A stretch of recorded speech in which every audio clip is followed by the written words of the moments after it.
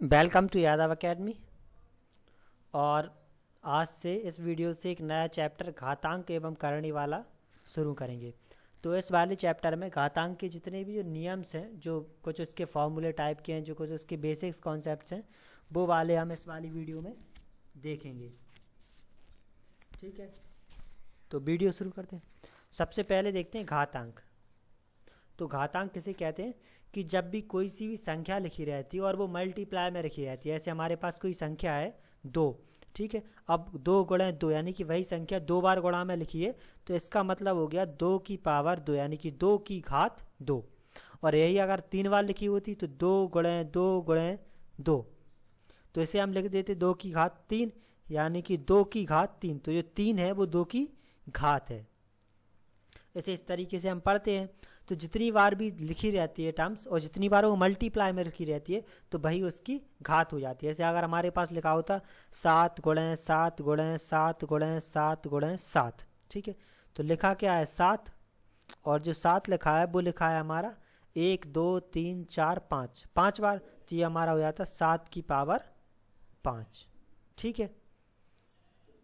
तो ये हमारा हो जाता 7 की पावर 5 यानी कि 7 की घात 5।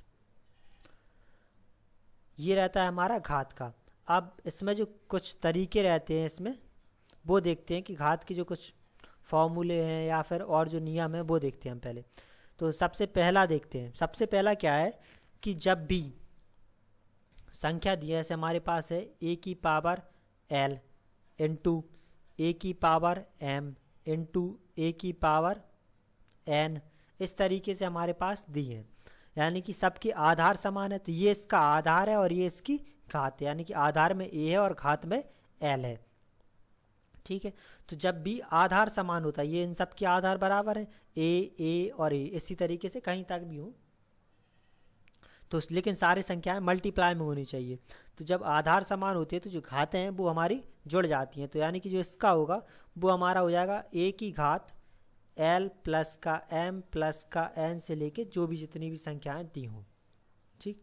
तो सबसे पहला क्या है कि जब भी संख्या दी हो, घात दी हो, वो सारी मल्टीप्लाई में हों और आधार सबके समान हो, तो जो घातें हैं वो इसकी जुड़ जाती हैं। और जैसे जब भी कोई भी संख्या लिखी रहती है, जैसे हमारे पास लिखा हो सिर्फ a, तो इसका मतलब होता है a की घात अभी 1 है, क्योंकि ये एक बार लिखा है तो इसकी घात हमारी हो जाएगी 1।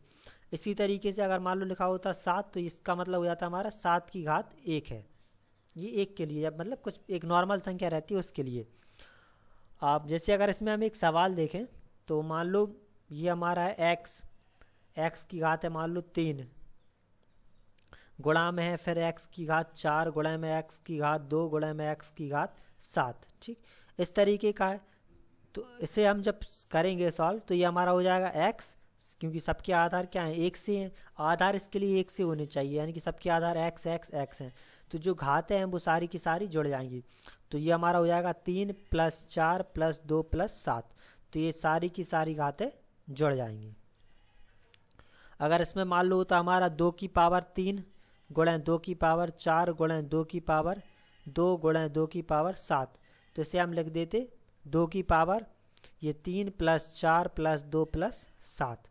इस तरीके से कर सकते हैं और इन सबको जोड़ देंगे। ये तो था हमारा पहला। अब इसके बाद दूसरे रूल पे आते हैं। ये तो था हमारा गुणा का। अगर मान लो जो घातांक वाली संख्या दी है वो भाग में दी है, ठीक है। अगर हमें भाग में दी है, यानी कि हमें दिया है a की पावर m और भागे में है a की पावर n, ठीक है। तो ये भाग है। तो जब भी हमें भाग दिया रहता है तो हम इसे इस तरीके से लिख सकते हैं a की पावर m बटे a की पावर n, ठीक। ये समझने के लिए है। तो इसे हम a की पावर m बटे a की पावर n लिख सकते हैं। तो ये भाग में, तो जब भी भाग में होगा तो जो संख्या भाग में हो जाएगी वो घट जाएगी। तो ये हमारा a हो जाएगा। और इनमें भी यही है कि आधार 1 से होने चाहिए, हमारा a हो जाएगा। यहाँ पे पावर m है, यहाँ पे n है, तो m माइनस का n हो जाएगा। यानी कि जो नीचे वाली पावर होगी, जो संख्या भाग में होगी जिसकी भी पावर, वो घट जाएगी और ऊपर वाली रहेगी प्लस की। तो ऊपर वाली प्लस की रहेगी और जो नीचे वाली रहेगी संख्या बटे के, वो रहेगी हमारी माइनस की। जैसे मान लो एक किसी सवाल में दिया होता हमें 2 की पावर 3 और बटे में होता 2 की पावर 2। तो इसे हम लिख सकते 2 की पावर 3 माइनस का 2, यानी कि हमारा हो जाता 2 की पावर 1, यानी कि 2 की घात 3 दिया होता बटे में 2 की घात 2 होता, तो ये बराबर में हो जाता 2 और ब्रैकेट में हो जाता 3, ये 3 है तो 3 हो जाता प्लस का रहता और ये 2 हमारा माइनस का हो जाता, तो जो भाग में रहता है वो हमारा हो जाता है माइनस का। ठीक, अब इसके बाद और आगे देखते हैं, अगला रूल देखते हैं। ठीक, अगर घात के ऊपर घात दी हो, जैसे अगर हमारा मान लो दिया है ए दिया है, इसकी घात m है, उसके बाद फिर इसकी घात भी m है, इसकी घात n है, ठीक है n मान लिए, उसके बाद फिर अगला और है, उसकी घात मान लो l है, और फिर इसके बाद भी एक और है, उसकी घात मान लो p है। ठीक, ये आ गया, यानी कि a की घात m है, फिर उसकी घात भी n है, फिर उसकी घात l है और उसकी घात p है। तो जब भी घात के ऊपर घात कितनी भी दी रही हूँ तो ये सारी की सारी घातें हमारी मल्टीप्लाई में पहुँच जाएंगी, यानी कि ये हो जाएगा a गुणे m गुणे n गुणे l गुणे p। अगर जब भी घात के ऊपर घात होगी तो ये सारी की सारी घातों का गुणा हो जाएगा, यानी कि इन सब का गुणा हो जाएगा।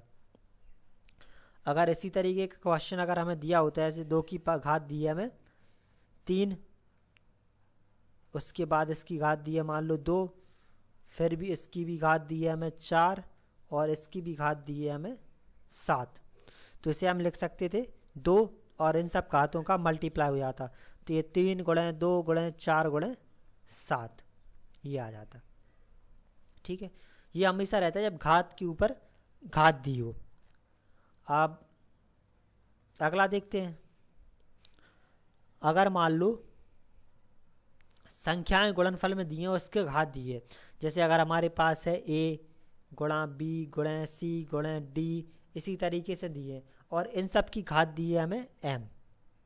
ठीक, तो a गुणे b गुणे c गुणे है, लेकिन सारी संख्याएं इसमें भी गुणा में होनी चाहिए और उसकी घात दी है अगर हमें m, तो जब इसे हम ब्रैकेट से बाहर निकालेंगे तो ये हमारा हो जाएगा, तो इन सब पर भी घात चढ़ जाएगी, यानी कि a पर a की घात m हो जाएगी, b की घात m हो जाएगी, c की घात m हो जाएगी, d की घात m हो जाएगी, और इसी तरीके से जितनी भी संख्याएं उसकी घात m हो जाएगी। ठीक, अगर मान लो क्वेश्चन में होता है, यानी कि हमें दिया होता 2 गुणे 3 गुणे 7 गुणे 3 7 गुणे 8 मान लो, ठीक है, इन सब की घात दी होती है हमें 9। ठीक, तो अगर हम इसे करते तो ये हमारा हो जाता 2 की घात 9 गुणे 3 की घात 9 गुणे 7 की घात 9 गुणे 8 की घात 9, यानी कि सब की जो जितनी भी संख्या होती सब पे घात 9 चढ़ जाती। ठीक, इसके बाद अगला देखते हैं। अगले में क्या है कि अगर हमें कभी भी दिया हो कि a की पावर m है, ठीक, हमें कभी भी दिया होगा a की पावर m है, तो इसी को हम लिख सकते 1 बटे a की पावर माइनस m, तो यानी कि ये बटे में चली जाएगी तो जो घात है वो माइनस की हो जाएगी। तो जब भी हमें a दिया हो, a की पावर m दी हो, यानी कि a की घात m दिए, तो हम उसे लिख सकते 1 बटे a की पावर माइनस का m, यानी कि जो घात है वो माइनस में चली जाती। इसी तरीके से अगर हमें मान लो दिया होता b की पावर माइनस n, ठीक, तो b की पावर माइनस n है, तो ये भी हमारा क्या हो जाता है 1 बटे ये हमारा हो जाता है b की पावर माइनस, और ये माइनस का n है, तो ये हमारा क्या ओवरऑल प्लस में हो जाता है, यानी कि ये हमारा हो जाता है b की पावर n, यानी कि अगर माइनस में होगी तो प्लस की हो जाएगी और प्लस में होगी तो माइनस की। जैसे इस वाले में a की पावर m बराबर में है 1 बट, तो ये हमारा हो जाएगा माइनस का m लिख सकते हैं इसे हम, और अगर माइनस में दिया है b की घात माइनस का n दिया है तो ये हमारा b की घात n हो जाएगा प्लस में 1 बटे में। ठीक, यानी कि इन संख्याओं को हम बटे में लिख सकते, तो जो घात है वो प्लस की है तो माइनस की हो जाएगी, माइनस की है तो प्लस की हो जाएगी। अगर मान लो किसी क्वेश्चन में हमें दिया रहता 5 की पावर 3, तो इसे हम लिख सकते हैं 1 बटे 5 की पावर माइनस 3, और अगर मान लो किसी क्वेश्चन में हमसे वो कह देता कि 4 की पावर माइनस 2 का मान निकालो, तो जो 4 की पावर माइनस 2 का मान आता वो हो जाता 1 बटे 4 का स्क्वायर। ठीक है, तो ये हमारा इस तरीके से सॉल्व हम कर सकते हैं। अब अगला मेथड देखते हैं, जो अगला तरीका है।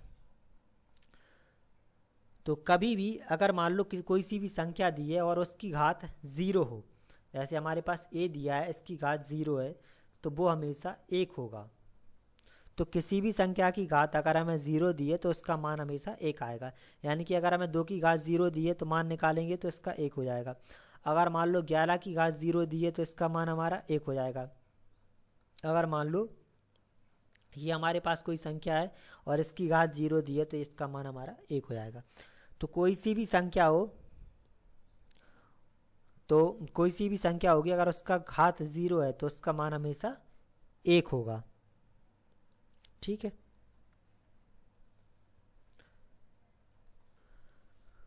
अब इसके बाद एक और देखते हैं कि जब भी सही बटे में संख्या दिया, यानी कि हमें दिया है a बटे b की पावर m, ठीक है।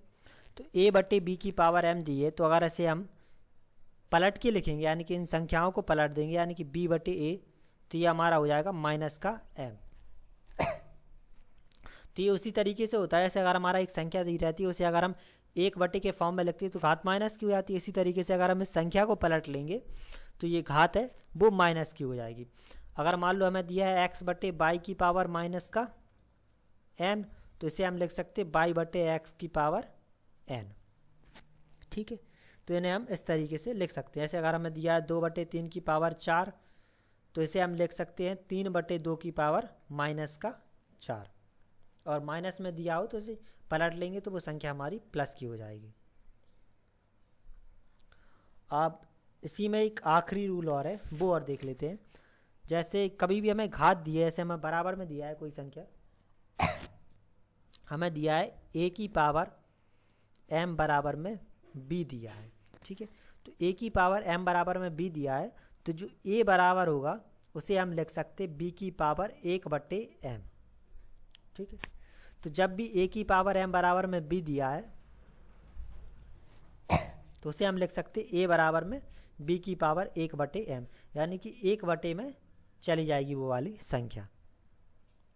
और मान लो अगर हमें इसी तरीके से दिया होता कि a की पावर 1 बटे n दिया है बराबर में b है, तो जो a बराबर है वो हमारा हो जाएगा b की पावर n। अगर 1 बटे में दिया है तो पावर में पहुंच जाएगा, अगर घात में दिया है तो वो 1 बटे घात हो जाएगी। ठीक है।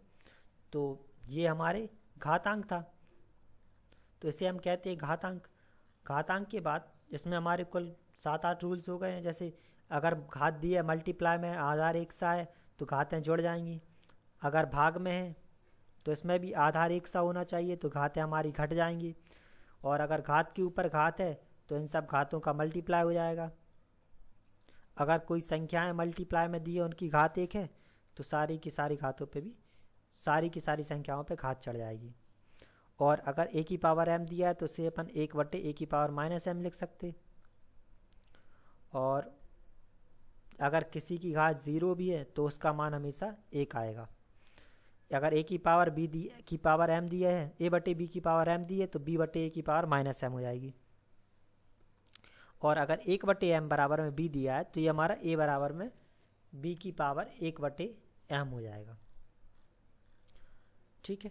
तो ये हमारा घातांक। अब दूसरा देखते हैं हम करणी। ठीक है। तो जो करणी होता है, करणी असल में किसे कहते हैं, जब रूट लगा रहता है तो उस संख्या को हम कहते हैं करणी। ठीक है। तो करणी को हम इस तरीके से साइन से रिप्रेजेंट करते हैं।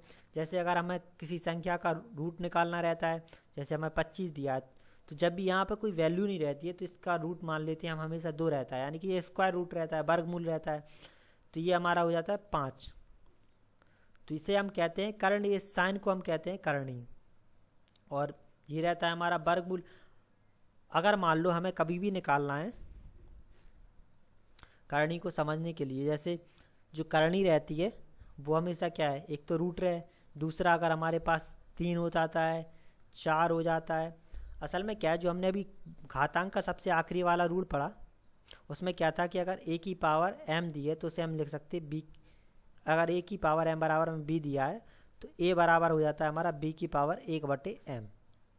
तो जो 1 बटे m है, यहाँ पे जो घात है, ऐसे मान लो कोई सी भी संख्या है, कोई सी भी संख्या है, अगर वो b की पावर यानी कि a की पावर ही मान लेते, a की पावर 1 बटे m की फॉर्म में लिखी है, तो ये हमारा इसे हम करणी में रिप्रेजेंट करते हैं। तो इसी को हम लिख सकते हैं किस तरीके से कि a रूट में m, एम, ये हमारा एम है, एम, ठीक। तो जो इस तरीके की घात रहती है, जो बटे की घात रहती है, उसे हम करणी में रिप्रेजेंट करते हैं। तो जो हमारा ऐसे 25 रहता है, 25 का वर्गमूल निकालते हैं जब हम, तो ये हमारा रहता है 1/2, 25 की पावर 1/2, तो इसे हम लिख देते हैं रूट में 25। तो जब भी रूट लगा रहता है यानी कि यहाँ पे 2 हो तो इसका मतलब होता है 1/2, तो जो इसकी घात है वो 1/2 है, ठीक। तो ये अगर हाँ यहाँ पे मान लो हमारा कोई सी भी संख्या है x है और यहाँ पे अगर 3 दिया है तो इसका मतलब हो गया x की पावर 1/3 निकालना है। और अगर हमारा मान लो यहाँ पे 4 हो गया तो इसका मतलब हो गया x की पावर 1/4 है। तो इसका मतलब एक और होता है कि यहाँ पे जो जोड़े बनेंगे वो 4 संख्याओं के बनेंगे यहाँ पे, ठीक है। तो इसे हम कहते हैं करणी। अब इस वाली वीडियो में इतना ही। जो आगे के इससे रिलेटेड जो क्वेश्चंस हैं वो हम अगली वाली वीडियो में करेंगे। Thank you.